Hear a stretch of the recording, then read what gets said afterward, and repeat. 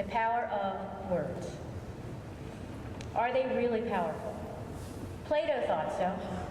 He said poetry is nearer to vital truth than history. Robert Frost said poetry is when emotion has found its thought and the thought has found words. Aristotle said poetry is finer and more philosophical than history. For poetry expresses the universal and history only the particular. Well, if words are truly powerful, and if they're even more powerful in the form of poetry, I thought I might give it a try. I think perhaps my words this time will get delivered all in rhyme. And if by chance you're doubting me, listen extra carefully. I'm doing this because, you see, I really want my words to be impactful, heard, remembered, and powerful in what they said. The power of words, that's this year's theme. Now, what does this theme really mean? This theme's meant to make us pause, to realize words do often cause consequences, good and bad.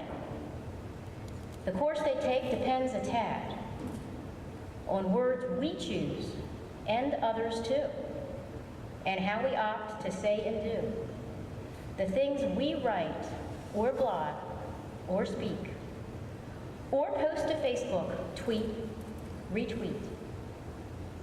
Words shape thought and actions, and words engender foe or friend.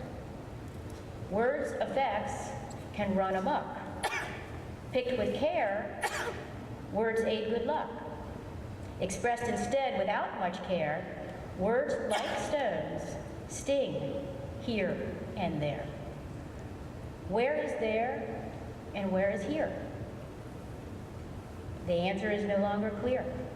24/7, 365, while we're sleeping, words go live. Anywhere, because words have reach. Thanks to emails, blogs, and tweets. Thanks to digital networks and network ties across global friends. Who is speaker? Who receives? 'Tis no longer clear with ease. Why is this? The digital face often lacks a name or trace. Scores on products, services come from whom?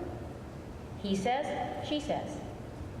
Evidence shows, at least sometimes, the critics aim to undermine their target. Why? Because, you see, they, in actuality, are vying with the folks they dig, and victors when their words do sting. Competing for the best reviews, competing for praiseworthy news, competing for likes, thumbs up, and in search of followers, new friends. Harmful acts, the research shows, often target stars who go way off performance highs. Way off the charts performance high. Toppling them helps others fly.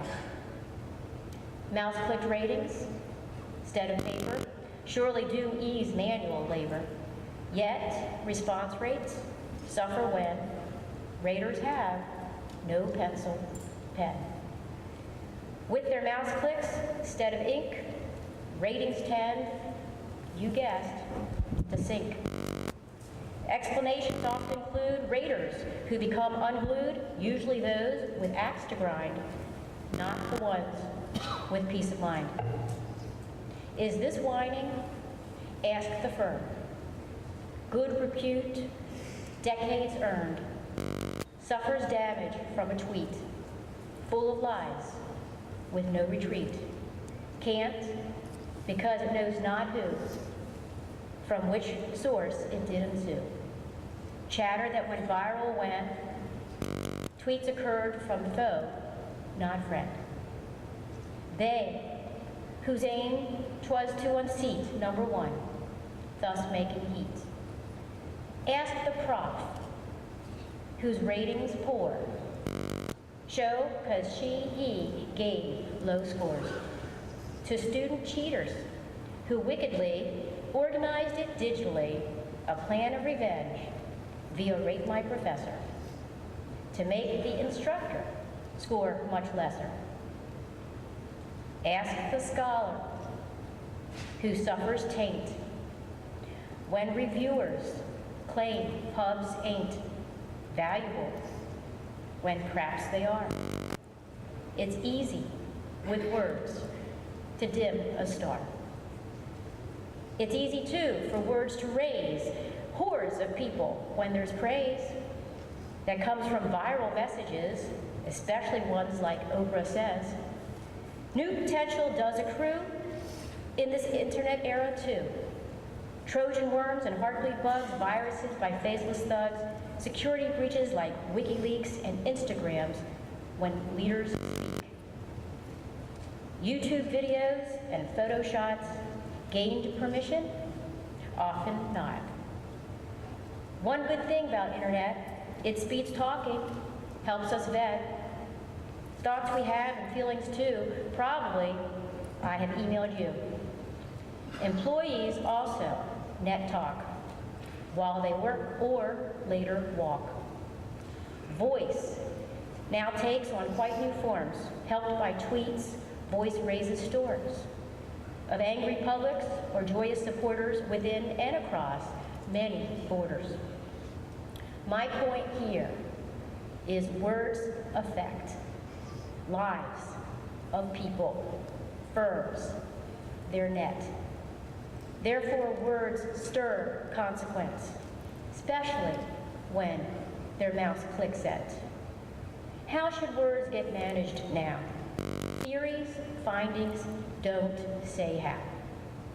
Persuasion theory assumes a face and then assumes that we can trace who said what to whom and when, in situations known to friends. Leadership theories assume face too, of leaders whose visions supposedly do inform, inspire, and motivate people, teams, to do things great. The internet has changed how much talk comes from just higher ups. Social media postings, tweets carry visions that compete, sometimes with what leaders say. Does this weaken leaders' way? Does this weaken management of company-wide sentiment? Of the news stakeholders see? Locally and globally? We don't know these answers yet.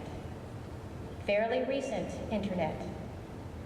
When I earned my PhD at Northwestern University, email did not yet exist.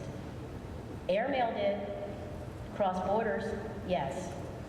If I sought the library, had to walk there, yes sirree. When I had to research, look, I had need to touch a book. How to manage words today? Our field's journals do not say.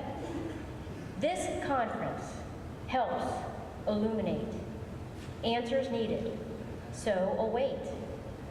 Across divisions, symposia, submitted by a bunch of ya. Caucuses, PDWs, all show words of varied hues. Leader speeches, annual reports, business models, employee retorts, policy, rules, government reforms. Unequivocally, all shape norms.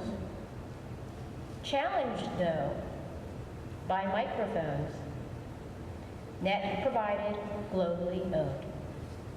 This conference highlights methods, too, for studying words of many who, those who email, post, tweet, blog, and yes, speak. their dialogue.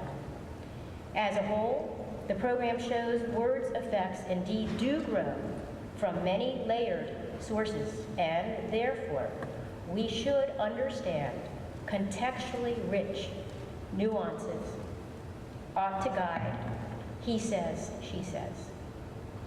May this conference cause a stir about the way we use our words.